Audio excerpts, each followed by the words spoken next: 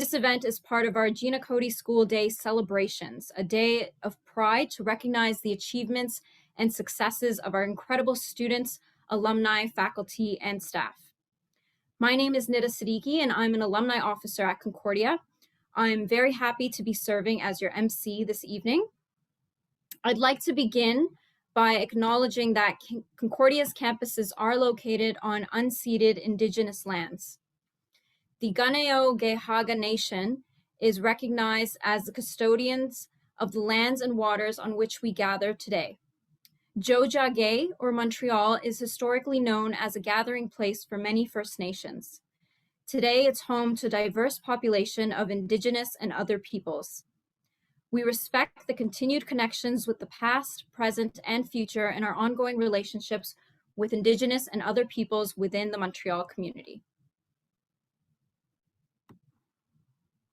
For those of you on social media, we're encouraging everyone to share their pride today by using the Gina Cody School hashtag. You can tag a student, professor, grad, or staff member who inspires you or who you feel deserves recognition. And every Gina Cody School student or alumni who posts by midnight tonight using the Gina Cody School hashtag will be entered to win one of 20 prepaid Visa cards. One of 20. So they're each valued at $100, and that's a lot of gift cards up for grabs, so please do post on social media. You can visit concordia.ca/gcsday for contest details and to access our social toolbox. You can also browse the social media wall where we are sharing all of the great Gina Cody School Day posts from our community, so please do check it out. And now I'd like to invite Mourad Debbabi, who is the interim dean of the Gina Cody School of Engineering and Computer Science, to say a few words. Over to you, Dean Debbabi.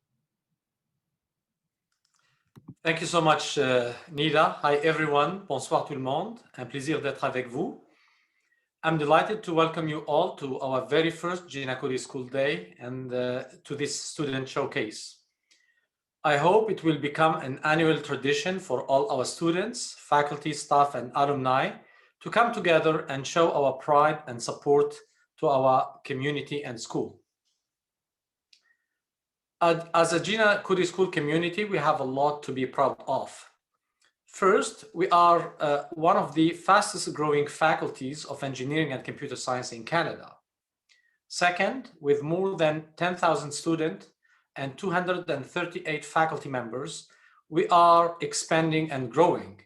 We are now the largest engineering and computer science faculty in Quebec, and one of the leading and largest engineering and computer science schools in Canada.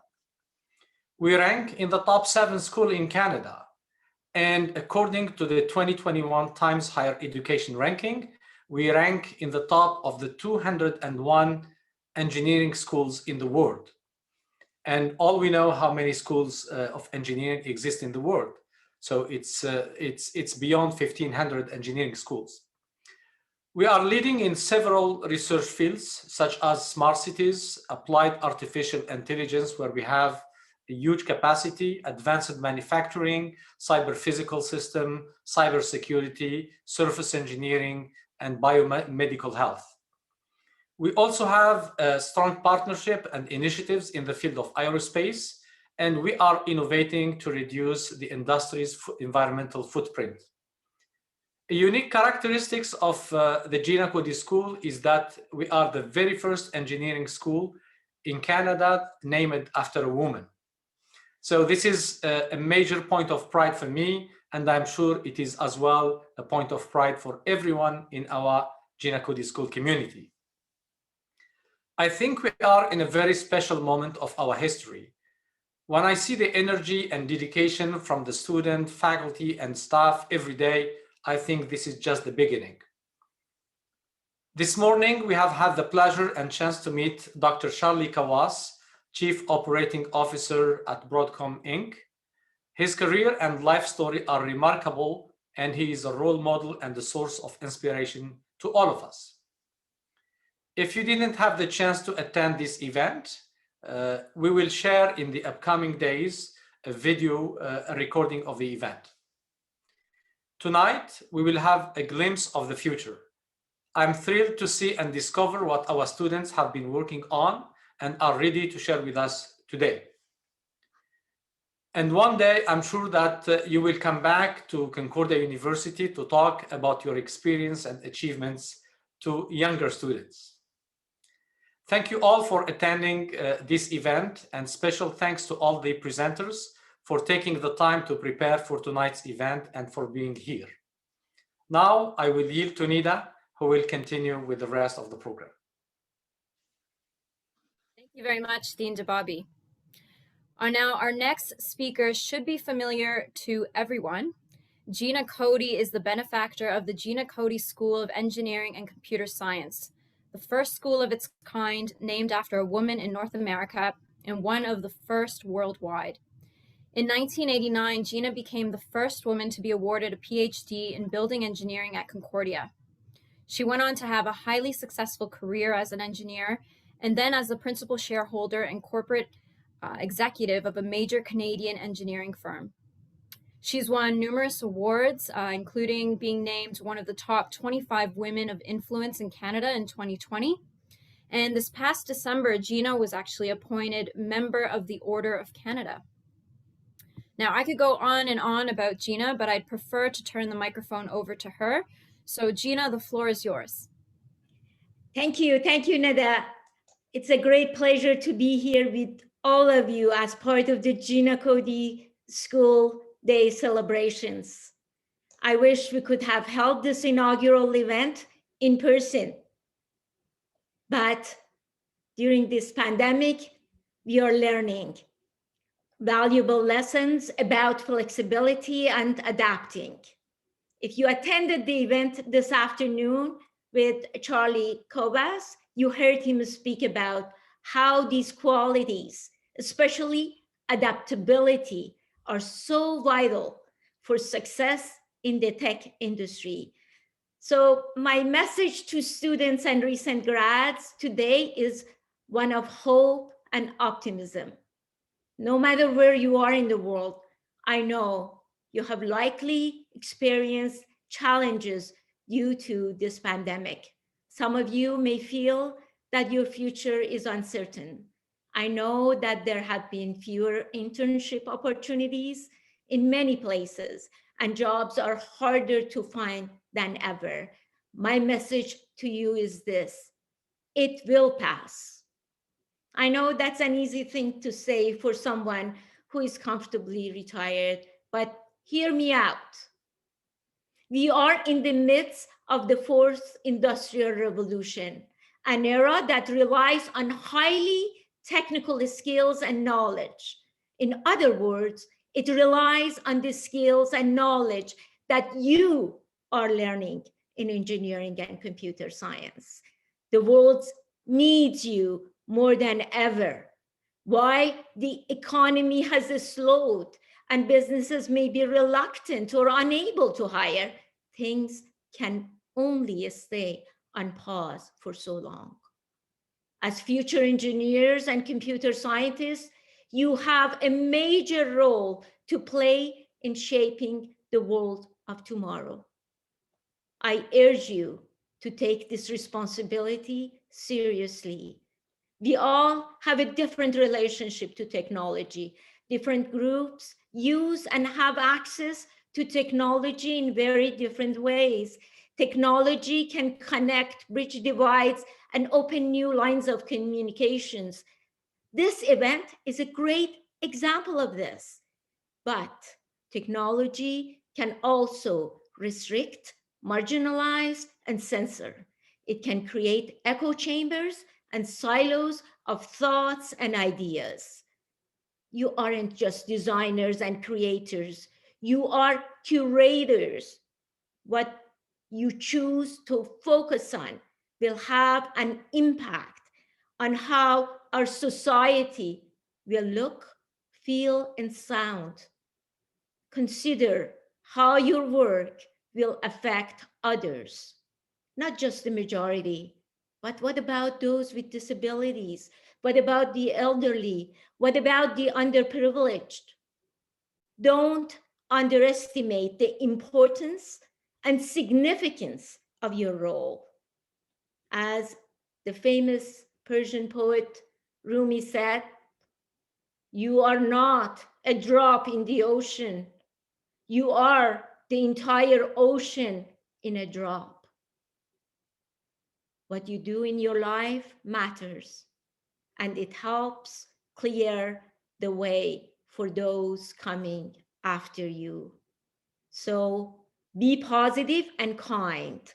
Embrace challenges.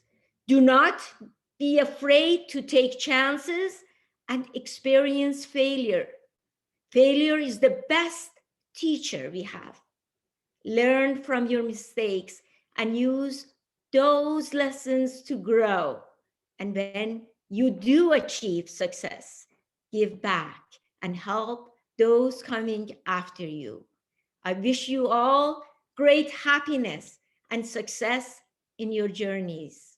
Now, enough of me. It's time to hear from our bright and talented student presenters. I cannot wait. Thank you. Back to you, Neda. Thank you so much, Gina, for your inspiring words. Before we get into our student presentations, I would like to test your knowledge on the Gina Cody School. So in just a moment, you'll see a multiple choice question pop up on your screen. And it says, the Gina Cody School is one of the largest, fastest growing, and top ranked engineering and computer science faculties in Canada. How many students are currently enrolled? So we'll wait a few moments until everybody responds.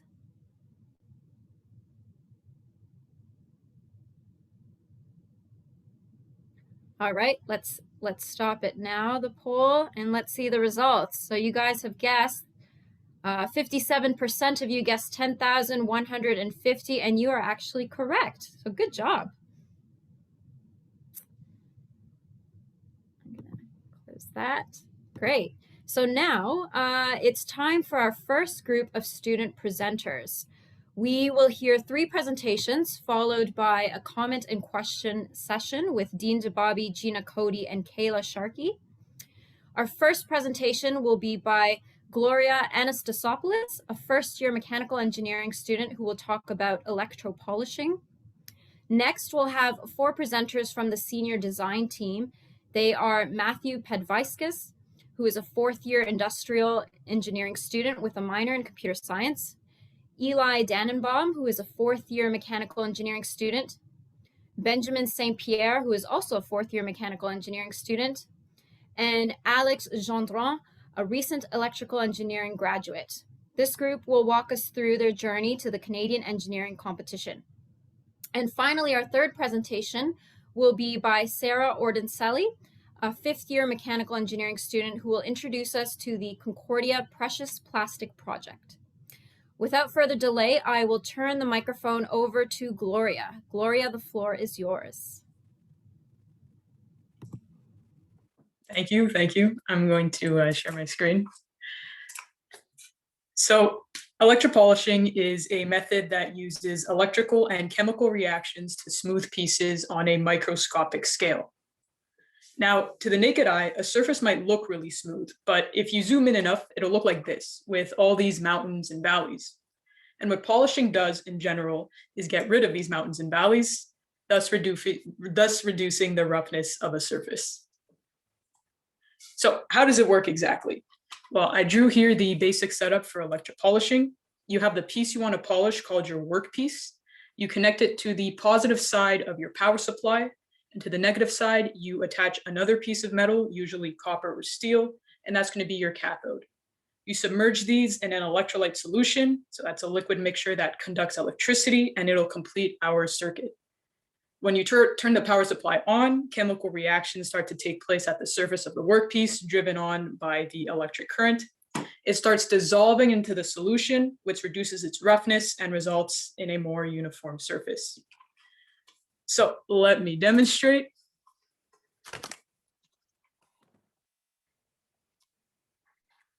So I have this penny that I want to polish, so it's my workpiece.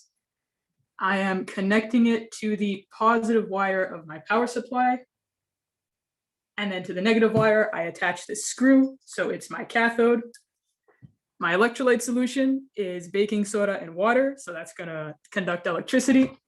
And my power supply is this old phone plug. It has a very low current, not dangerous. So I'm gonna plug that in. And we'll check back on that later.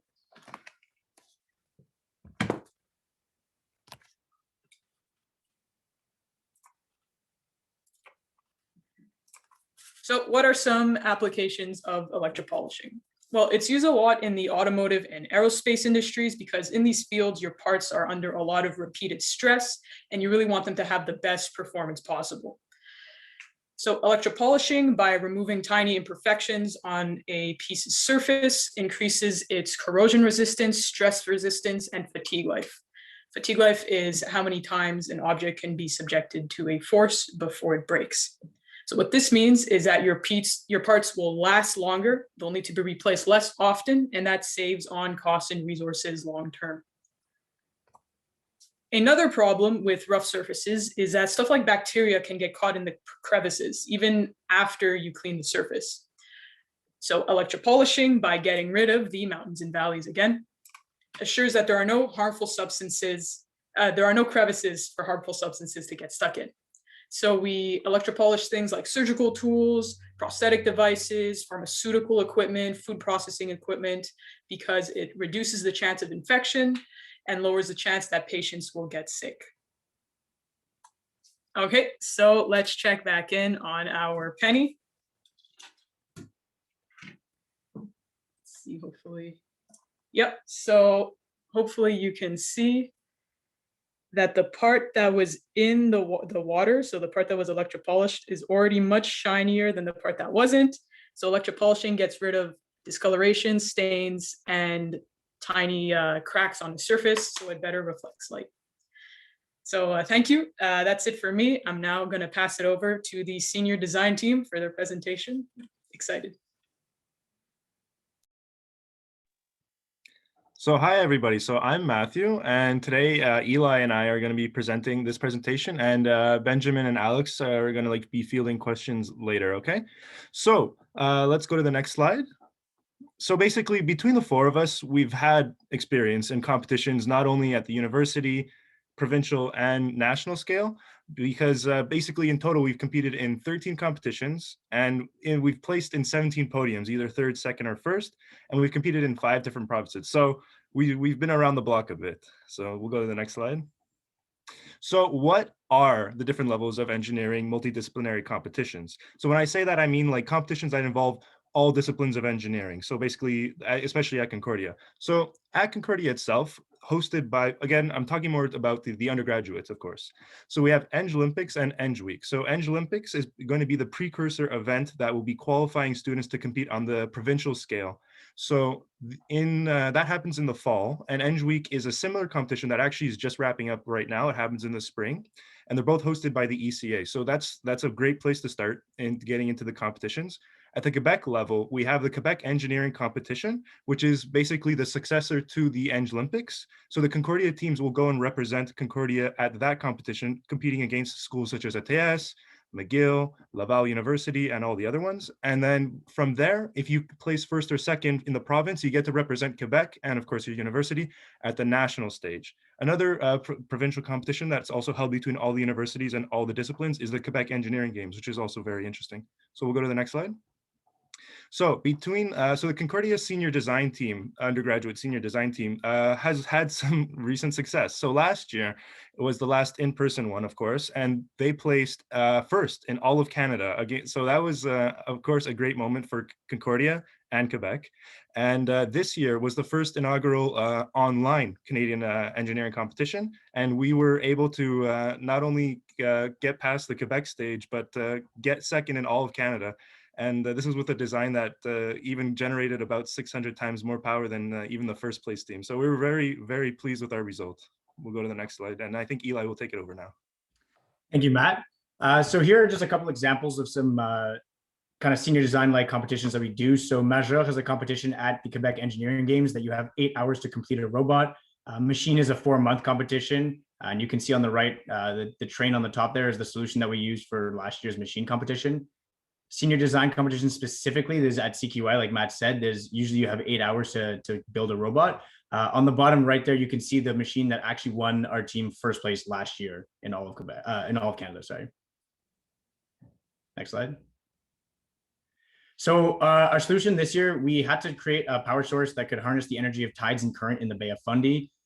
So our solution was a turbine that was in a cylindrical casing that created a water vortex, which powered the turbine. This was hooked up to a DC motor, and our casing structure was what allowed us to produce 600 times more power than any other team, and that really gave us the benefit over everybody else. So yeah, next slide. Yeah. So how do we get here? Pretty much when you come to Concordia as an undergraduate, first thing you should do is go to the orientation, go to Frosh, go to Ode Day, because that's where you meet all the societies. The competitions that we've mentioned so far are only a few of the many that you can do at Concordia. There's tons of societies such as Space that we'll be speaking later. And those are great places to learn skills that you can then use to compete for Concordia and gain incredible experience across Canada. So start with orientation. In November, there's Engine Olympics, like Matt said.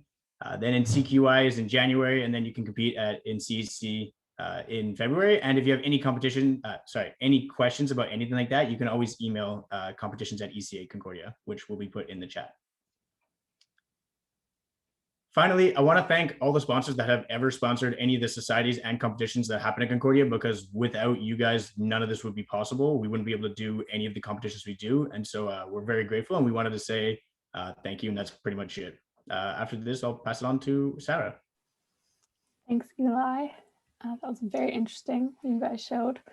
So hi, everyone. I'm Sarah. I'm grateful for the opportunity to join you today to talk about the Concordia Precious Plastic Project, or CP3.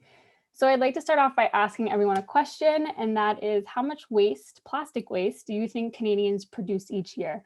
And you can go ahead and type your answer in the chat. Unfortunately, I can't see the chat, so I'll ask Nida to let me know some of the answers coming in.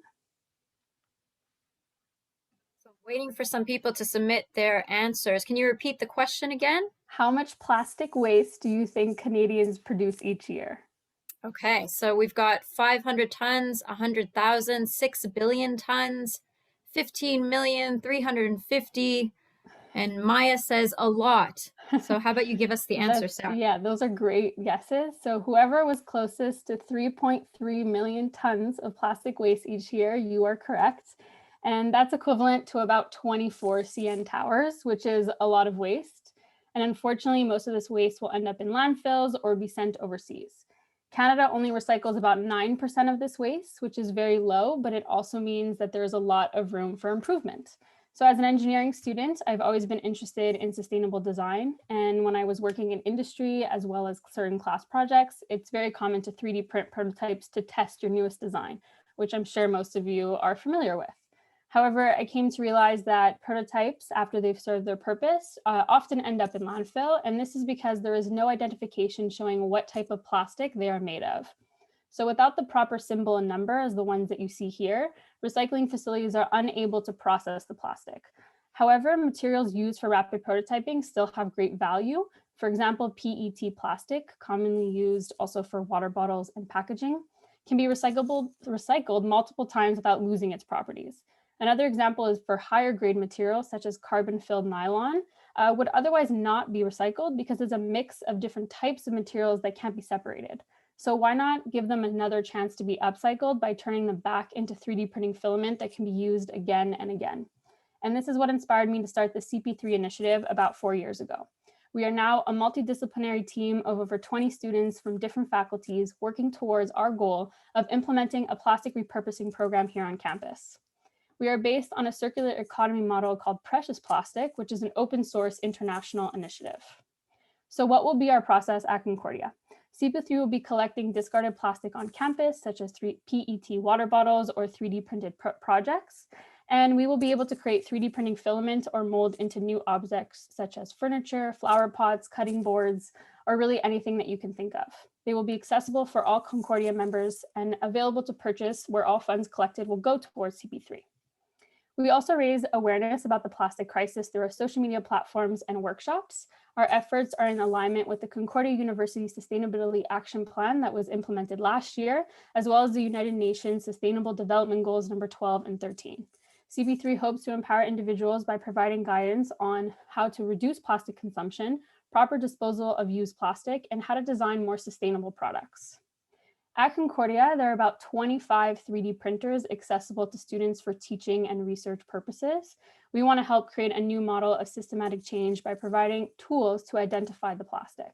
This way, individuals can stamp the recycling symbol and numbers to prototypes so that they can be properly discarded at recycling facilities or with CP3. So the steps to repurpose plastic waste will be to first shred the plastic into smaller pellet sizes using a shredder and separating them by type, and then to shape it into our new items. Our team is designing and building customized machinery, such as the ones that you see here, that will fit our student space and needs. Speaking of space, in the past year, we've raised over $60,000 to purchase essential equipment, such as the ones I showed earlier, as well as renovating our student center, which is the one that you see here in this photo, and it will be accessible to all students. So thank you so much. I hope I've changed the way that you see your plastic products and have inspired you to give waste another chance. CP3 hopes to soon be a center where everyone can recycle their plastic waste together.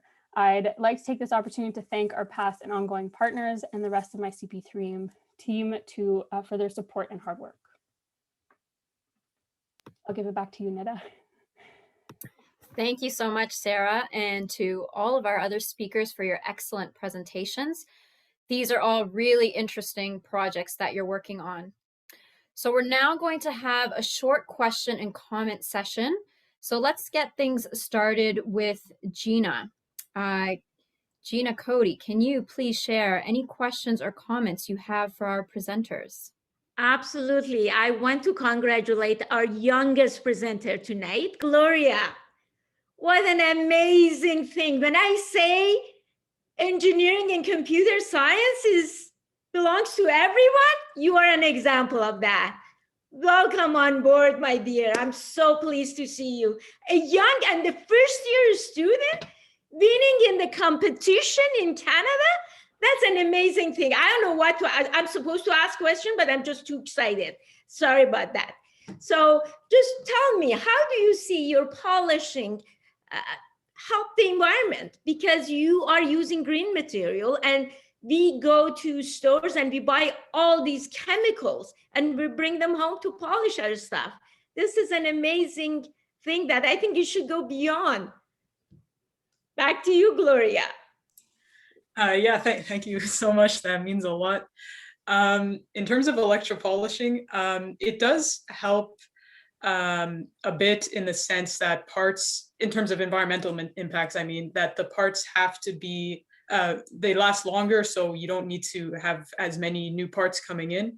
But actually, it actually has a bit of a harmful environmental impact as well, because I use here baking soda and water, so that's household products, but usually you're using a mixture of sulfuric and phosphoric acid, and that producing that contributes to acid rain and soil degradation and overall harmful impacts. So I think going forward in terms of research and electropolishing, it's super complex, so there's a lot more we have to do.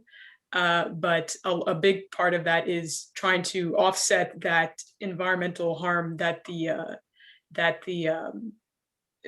solutions are causing. So they're looking into things like reducing the solution or trying out different combinations that reduces the harmful environmental impact. So, I hope that one day it gets to the point where it will be a positive impact.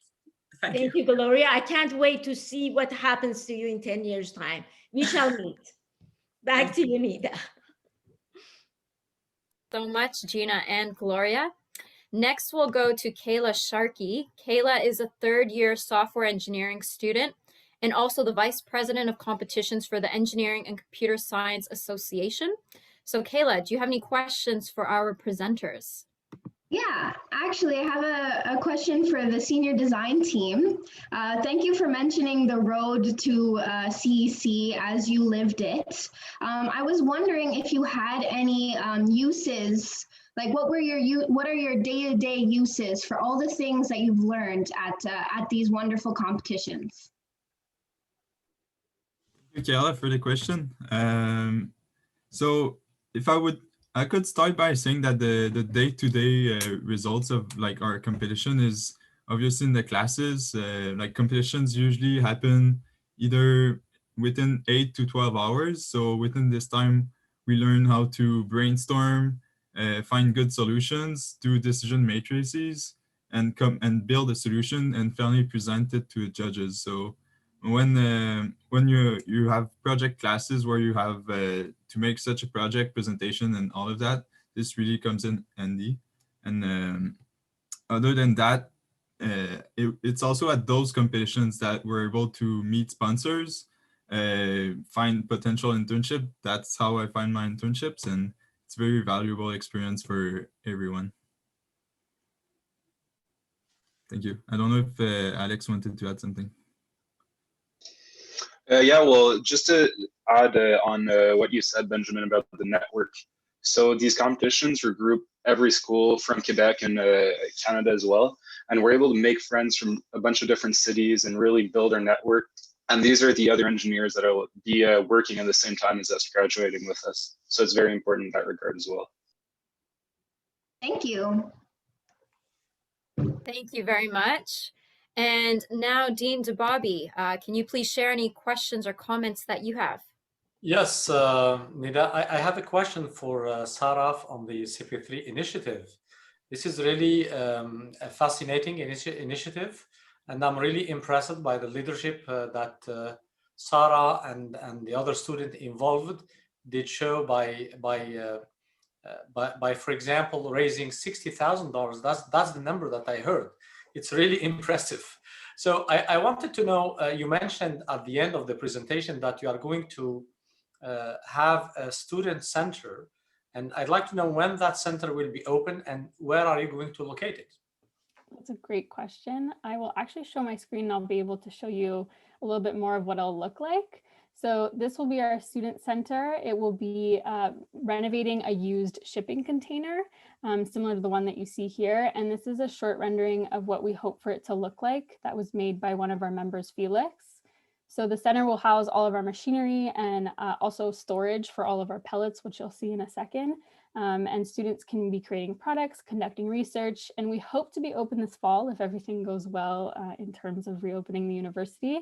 And we'll be hopefully also opening on the downtown campus, so near the Grey Nuns residency. And if you'd like to join our team or donate to our project, there'll be a link in the chat to our website for more information. But thank you for that question. Thank you, Sarah, and bravo. Thank you very much, everyone. So this ends our first question and comment section. Before going to our next group of presenters, I'd like to test our audience's knowledge again. So just in a few moments, you're going to see another question pop up on your screen. So we're just getting that ready on the back end. There we go. So the Gina Cody School is a leader in which of the following fields? So we'll give you a few seconds to answer that. We're waiting for some more attendees to submit their answers.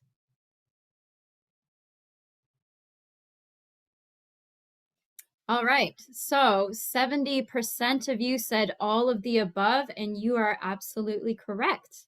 Good job. All right, so now it is time for our second group of presenters. We will again hear 3 presentations followed by a comment and question session with Dean Debbabi, Gina Cody, and Tasmia Tus Safa. Our first presentation will be by Hamid Urimi, a PhD candidate in mechanical engineering, who will present his 3-minute thesis presentation titled, "Can a Living Droplet Turn Back the Clock?" Then we'll hear from Mourad Debbabi, who is a master's grad of 2020. She will present on coding and surface engineering. And finally, we'll hear from Timothy Clochard, a mechanical engineering student and the external vice president at Space Concordia. He'll present on the exciting work being done by the members of Space Concordia. So now I will turn the mic over to our first presenter, Hamid. Over to you. Thank you, Nida. Hello, everyone. I'm grateful for the opportunity to join you this evening and talk about my research. As a PhD candidate in mechanical engineering, my research focuses on the development of laser-assisted bioprinter to build a blood vessel. Yes, exactly, real blood vessel. You may have seen someone suffering from illness or an accident, such as my friend Marzieh, who you can see in this slide. For a couple of seconds, put yourself in her situation. She's far from the only example in the world. If you search the internet and social media, you will find many people who are sharing their own photos and experiences about surviving an accident. What treatments are available for them to heal completely? Probably the most common answer that comes to our mind is to take effective medication or surgery. However, with a bit more imagination, we could envision simply printing new organs like a skin for transplantation. Today, I'm here to tell you that this is no longer the realm of imagination.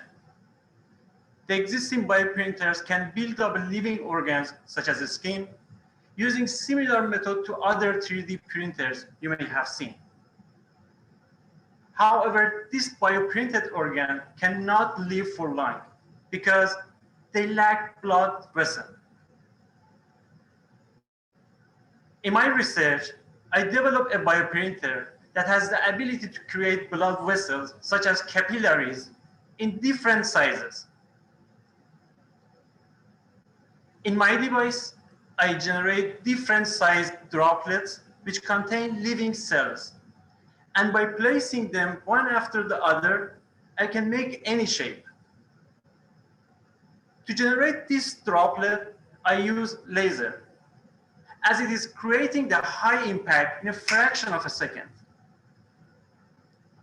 The impact can quickly generate the tiny living droplets, no more than the width of human hair. I named them living droplets because they contain living cells.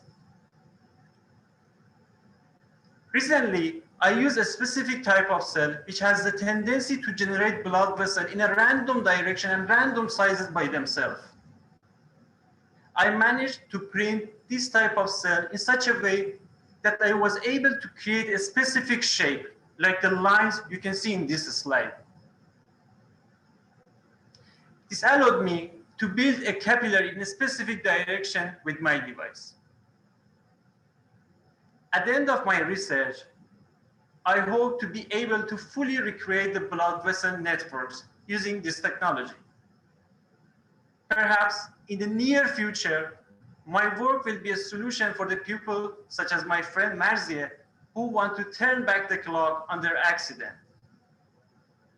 With this hope in mind, let me open the challenge here and name it as 10-year health goal. Thank you. All right, that's it for me. Thank you very much. Now I'm gonna pass it over to Mourad to share her interesting project. Thank you.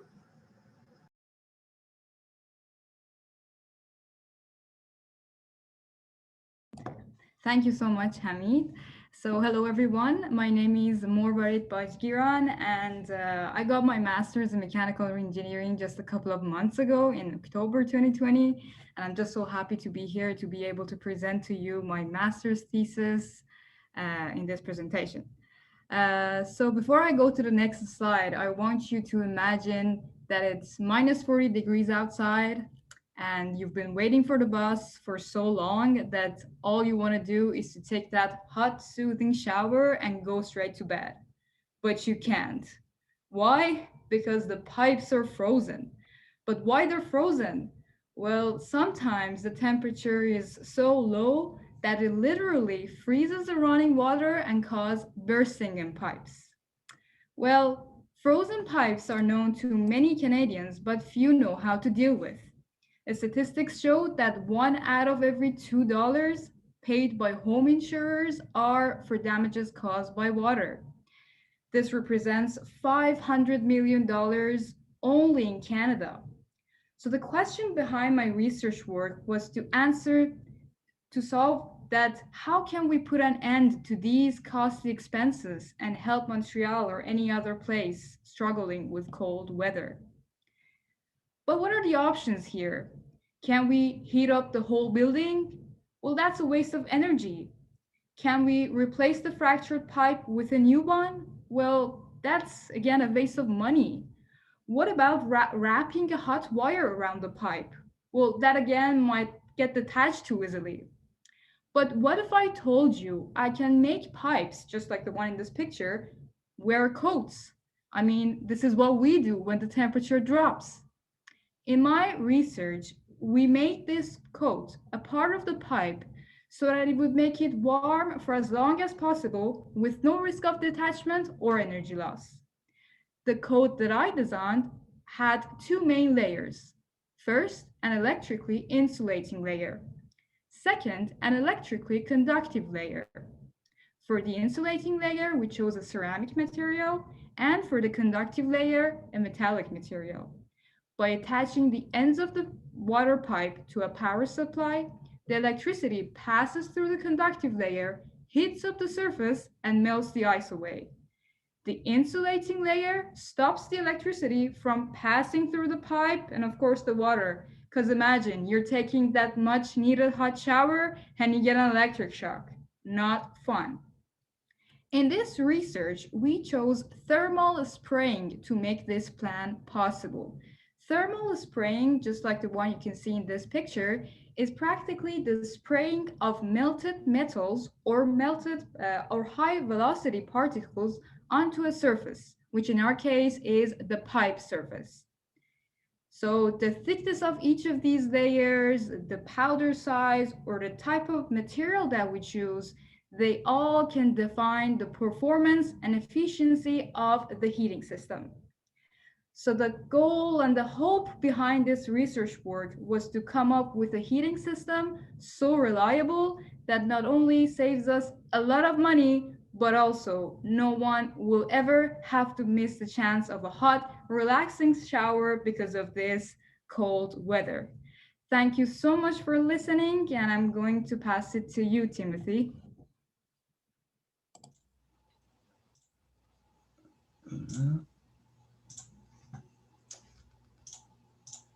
All right, thank you very much, Mourad. So it's a pleasure to be here tonight to talk about the important role that Space Concordia plays at Concordia and also beyond. So next slide. And we are a large family of 250 space-loving students, faculty, and staff working on 5 major projects, from space travel to biological experiments in microgravity. Let's start with our rocketry division. This team is responsible for designing and building rockets capable of reaching high speeds and altitudes. Our team has participated in the Intercollegiate Rocket Engineering Competition, also known as IREC, for more than 5 years, and our rockets have broken the sound barrier and flown as high as 30,000 feet. In 2018, our team placed first in IREC, beating schools such as MIT and Stanford. Although I am from the US, so I don't really know how to feel about that. Currently, our rocketry division is participating in the International Base 11 Challenge, competing to make history as the first university team to launch a rocket beyond the stratosphere and into space, so about 100 kilometers up in the altitude. Next up is our spacecraft division, which is our club's oldest team. This division is responsible for developing and manufacturing CubeSats, satellites the size of toasters used for space research. With the help of the Canadian Space Agency, the Canadian CubeSat project, which is funded by the Canadian government, and NanoRacks, through mentorship, design reviews, financial, and equipment funding, our team has built 4 CubeSats over the past decade. They are currently building the first one that will launch into space in 2022. The CubeSat will analyze aerosols from sandstorms in Namibia and Argentina. This data will then be used by climate scientists at the Université de Montréal to enhance their climate models. The Canadian CubeSat project is granted to only 15 universities in Canada, of which only 2 are in Quebec. Our third division is robotics. This team is designing a rover capable of operating in an environment such as Mars. This rover will be equipped with a robotic arm to be capable of assisting astronauts in doing tasks that can easily be rendered autonomous and perform onboard scientific experiments such as searching signs of life.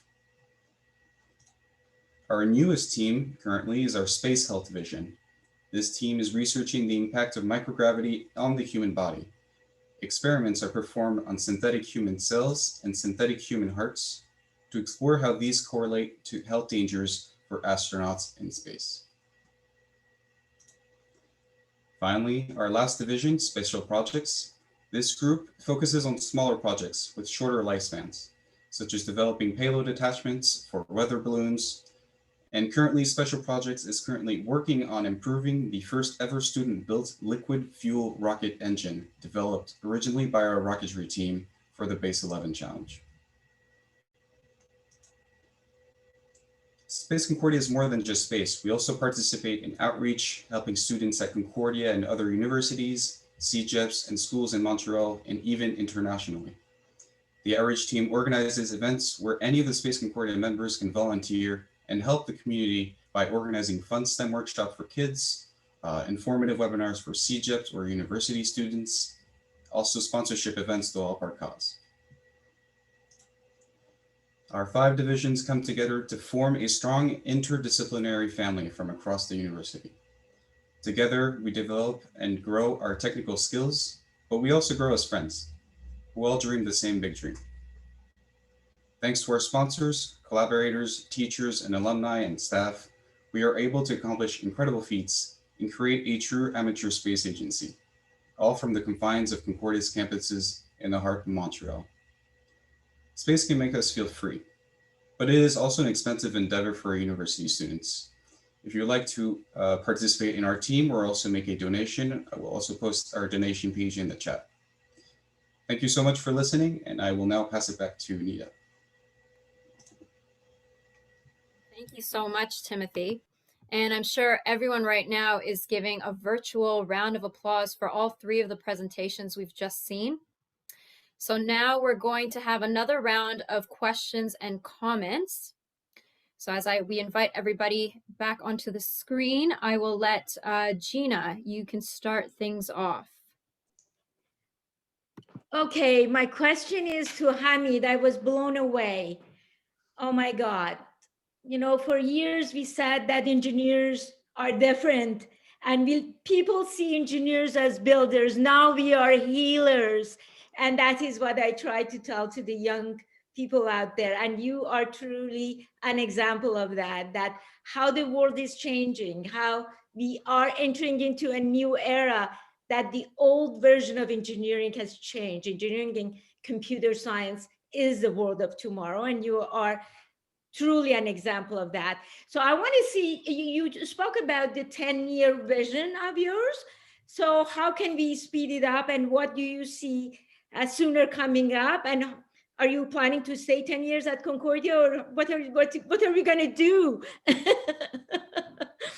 To you, Hamid. Definitely, I will be graduated by this year, but the 10 years goal is the common years they consider for the real commercial bioprinters from 2019. And the reason I'm always saying that 10 years challenge is because of that. So most of the researchers, they're presenting that within 10 years, we can reach the device which has the ability to print the organs. This is the main reason I had for that. Yeah, but definitely it's my expertise, and I will keep going with the same field after the graduation as well. Yeah. Thank you for what you're doing. Merci. خیلی ممنون حمید جان. خواهش می‌کنم. متشکرم. Thank you very much. Next, we'll go to Tasmia Tus Safa. Tasmia is in her final year of her master's in electrical and computer engineering. She is also the president of the Engineering and Computer Science Graduate Association at Concordia. So Tasmia, over to you. Thank you so much, Nida. Hello, everyone. I'm Tasmia. So basically, my question is for Mourad. So Mourad, would your process only work on new pipes, or is it something that can be done to existing or already installed pipes? Exactly. The beauty of thermal spray is that it can be used on site to repair an actual broken pipe. So it can be done on new pipes, and also on the pipes that cannot function well, we can fix it right away on site. Thank you. You're welcome. Thank you very much. And finally, Dean Debbabi, any questions or comments from you? Yes, Nida, I have a question for Timothy. So Timothy, each time I see a presentation from Space Concordia, I'm really impressed by the nature of the projects, the achievements, and the innovation of the project. I mean, each time you add the project is really innovative. In addition, I believe that you are the best. I think just when I hear you mentioning the type of teams that you are building, I'm really proud, and also I found this really a major achievements, an example to the other student societies to follow. So my question, you mentioned this base 11 competition. So when is the final stage of this competition, and what is the prize for the winning team? All right, great question, because I actually know the answer to this. Yeah, our division is really big, so a lot of information doesn't get crossed to other divisions. But thank you, Mr. Debbabi, for the question. So I think the rocketry division, if everything goes well, if we have enough funding, if we have enough time to do all our tests, because we have to do so many tests for rockets and such, it should be in May. That's if we really want to win and be the first university. And the prize for that is $1 million US. So it's yeah, it's a really big opportunity for us to show our colors. Yeah, thank you. Thank you, Timothy. Thank you very much. I hope that you do win that that prize money. I'm sure you can do a lot with that. So thank you very much, everybody. This concludes our Q&A portion. I want to thank you so much for all of your excellent questions and answers. These presentations that we've seen today are a small sample of the great work that's being done by the students in the Gina Cody School, and it's a pleasure to see all these innovative ideas and projects. So now our final speaker this evening is engineering alumnus Riyad Darwish. Riyad is the Manager of Global Infrastructure Advisory at KPMG Canada. He is also a member of the Gina Cody School alumni chapter. So now I will pass it over to you, Riyad. Thank you, Nita. It's great to be here today to celebrate the first ever Gina Cody School Day. I want to start off by thanking all the students that presented today. What a wonderful showcase. Each of you presented very different, very compelling aspects of some of the great work that's being done at Concordia to tackle current and future problems. Personally, I learned a lot. I also want to thank Dean Debbabi, Gina Cody, Tasmia Tus Safa, Kayla, Charky for your insight and comments of the showcases. For those in attendance, thank you for joining us this evening. I hope you enjoyed the showcase as much as I did. As all of you know, Gina Cody School Day is a day to celebrate the achievements and successes of our students, alumni, faculty, and staff. If you haven't done so yet, please share your pride on social media by using the hashtag Gina Cody School. You can share a video, a written message, a picture, a memory, or anything that makes you proud to be part of the Gina Cody School community. Also, you can tag a Gina Cody School student, alumni, member, staff, anybody really within the community that inspires you. Gina Cody students, alumni who post on social media before midnight tonight while using the hashtags will be entered to win one of 20 prepaid Visa cards, each valued at $100. It's a lot of money. For more information and resources, including a social media toolbox kit, you can visit concordia.ca/gcsday. The link should pop up in the chat box pretty soon. This year is our inaugural Gina Cody School Day. We plan to continue this tradition annually, and hopefully next year we'll be able to celebrate in person. Thank you all for joining us and for making this day special. And for those of you that enjoy engineering-related trivia, join the student-run trivia night starting right after this. The link should also appear in the chat box soon.